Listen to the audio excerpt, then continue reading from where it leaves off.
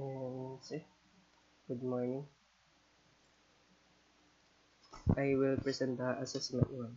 Assessment one, sir. And see ya. So let's start. Number one, sir. What is form handling and validation important in web development, particularly in terms of data integrity and security? This is my answer, sir. Form handling and validation are important because they make sure that the data entered by user is correct and safe. Valid- Validation checks if the user inputs is the right format before saving it to the database.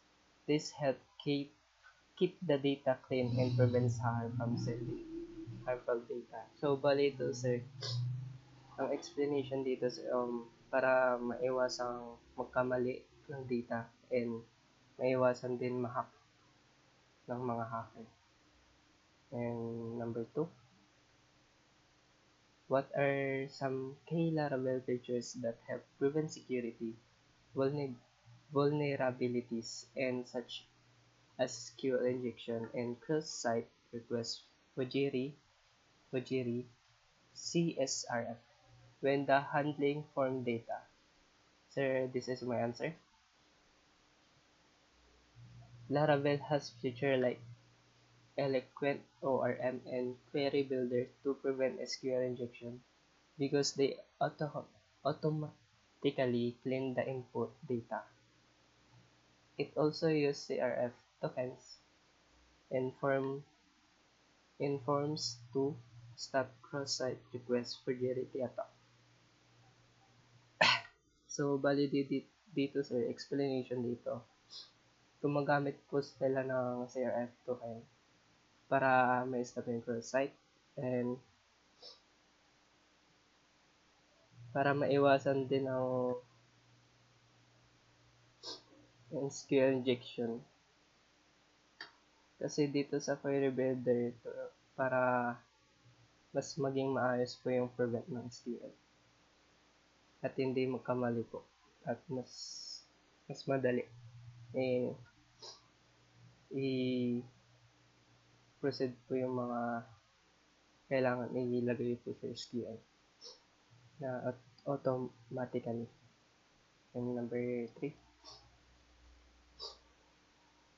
explain how you would create a basic form in Laravel using a Blade template and handling its submission in a control.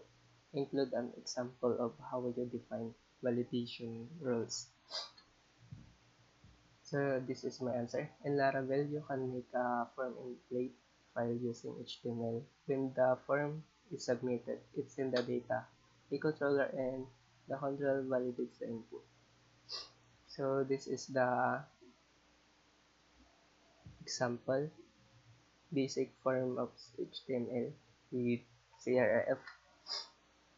Dito po, i-route niya kung saan mapunta, kung saan may sasubmit sir. Then, this is the form. Dito po maglalagay mga placeholder.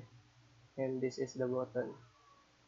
And the controller, sir, basic function ng controller. Ito, sir, babalidate niya. Tapos ito po yung required na ilalagay email, geometry. So, pagka sinubmit, sir, return, form submitted successfully, parang may pop-up po sa taas niya na maglalagay na successful, form submitted successfully. Then, number 4,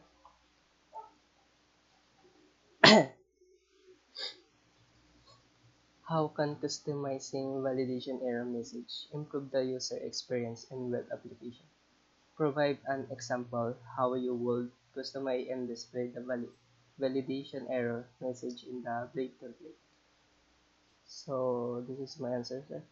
Custom validation message help user understand what went wrong in the friendly and clear way. This is my example, sir.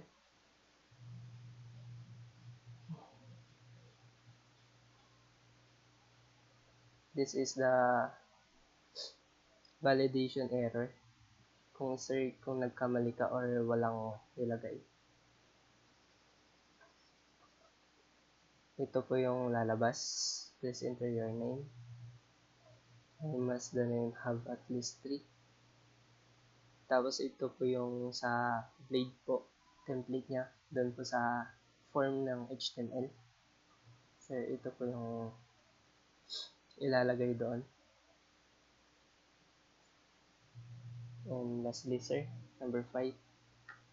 What are the benefits of centralizing the validation logic in Laravel application, and how does contribute to the maintainability of a web application?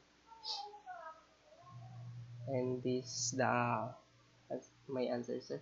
Centralizing validation logic using form request classes make the code cleaner and easier to manage. If you need a change validation rule, you only edit one place instead of many. And thank you, sir. This is my presentation of assessment 1. Goodbye, sir.